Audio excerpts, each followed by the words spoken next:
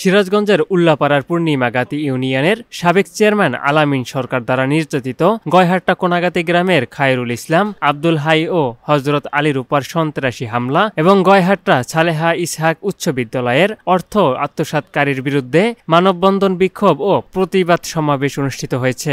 গয়হাট্টা বাজারের শহীদ মিনার চত্বরে এলাকাবাসী এ কর্মসূচির আয়োজন করে।